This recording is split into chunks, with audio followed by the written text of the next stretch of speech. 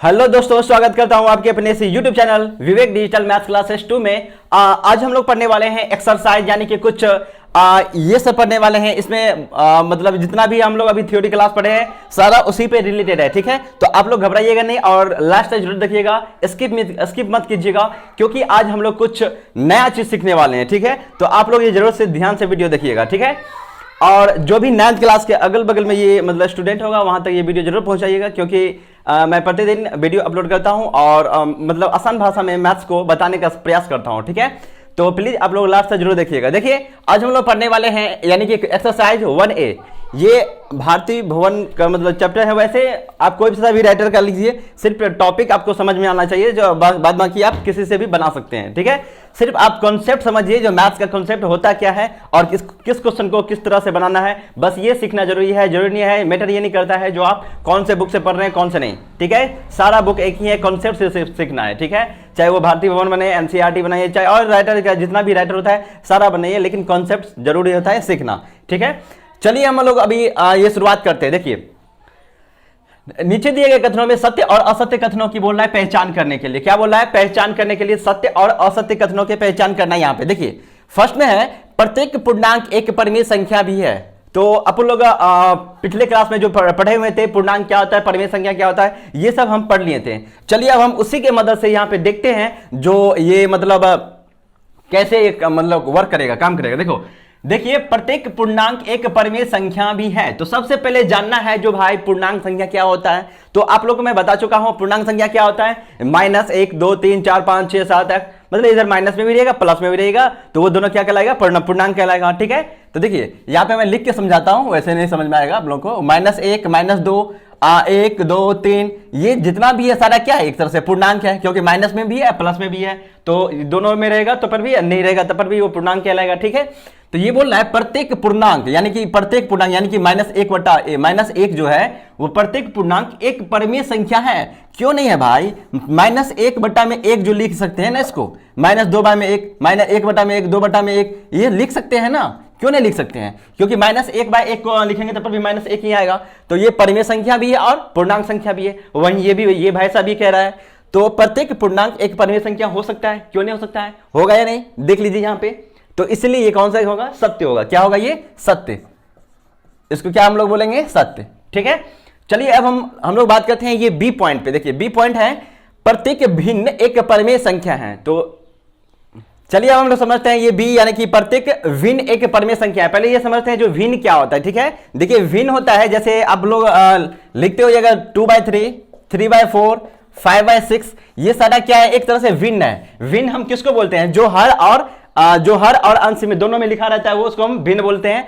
तो देखिए यहाँ पे प्रत्येक भिन्न यानी कि प्रत्येक भिन्न जो है वो क्या है, एक परिमेय संख्या है। तो देखिए ये 2/3 जो है ये क्या है, p/q के रूप में, ये भिन्न भी है और परिमेय संख्या भी है, इसलिए ये दोनों है। तो ये भाई साहब भी सही बोल रहा है, यानी कि प्रत्येक भिन्न जो है वो क्या है, एक परिमेय संख्या है। सही बात है, इसलिए इसको बोलेंगे हम सत्य।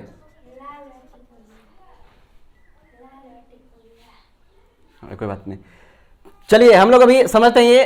तो आप लोग ये समझ गए होंगे प्रत्येक भिन्न क्या है, एक परिमेय संख्या है, यानी कि सत्य, ये समझ गए हैं। उसके बाद देखिए सी नंबर में प्रत्येक प्राकृतिक संख्या एक पूर्ण संख्या होती है। तो आप लोग पढ़े हुए थे जो प्रत्येक प्राकृतिक संख्या क्या होता है, पहले ये समझते हैं। देखिए प्राकृतिक संख्या होता है जो 1 से स्टार्ट होता है, 1 2 3 4, ये सारा क्या होता है, प्राकृतिक संख्या। तो गिनती की संख्या को हम लोग प्राकृतिक संख्या भी बोलते हैं, ठीक है। 1 2 3 4 5, यहां पे ये क्या हुआ, प्राकृतिक संख्या। तो ये भाई साहब बोल रहा है जो प्रत्येक प्राकृतिक संख्या, ध्यान से देखिएगा और समझने का प्रयास कीजिएगा, प्रत्येक प्राकृतिक संख्या कौन सा है, पूर्ण संख्या होती है। देखिए यहां पे पूर्ण संख्या आप समझते हैं क्या होता है, 0 1 2 3 4, ये सब सारा क्या है, पूर्ण संख्या।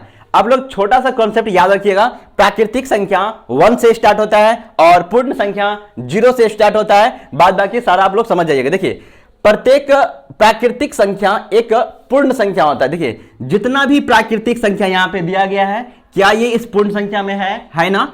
तो इसलिए प्रत्येक प्राकृतिक संख्या क्या हो जाएगा, एक पूर्ण संख्या कहलाएगा, यानी कि ये भी हो जाएगा सत्य। ये भी क्या हो जाएगा, सत्य, ठीक है। अब हम लोग चलते हैं डी पॉइंट पे। डी पॉइंट देखिए समझिए और अच्छे से सिर्फ ध्यान से देखते रहिएगा आप लोग।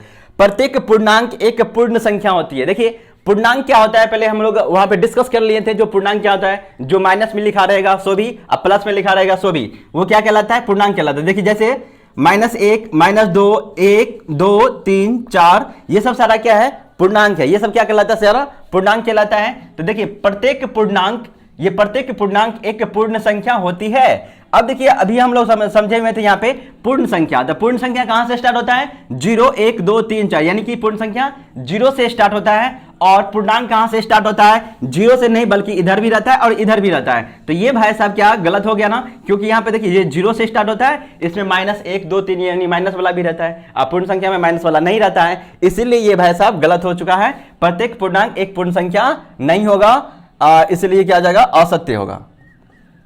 कॉन्सेप्ट समझ में आ रहा है आप लोग को। देखिए यहां पे अब ई में देखते हैं, प्रत्येक पूर्ण संख्या एक प्राकृतिक संख्या होती है कि नहीं। देखिए ये और ये एक तरह से सेम है, ठीक है। इसमें प्राकृतिक संख्या था पूर्ण संख्या, इसमें बोल रहा है प्रत्येक पूर्ण संख्या एक प्राकृतिक संख्या है। तो अभी हम लोग ये दोनों पॉइंट समझे थे और इसी को अभी हम लोग फिर से समझेंगे।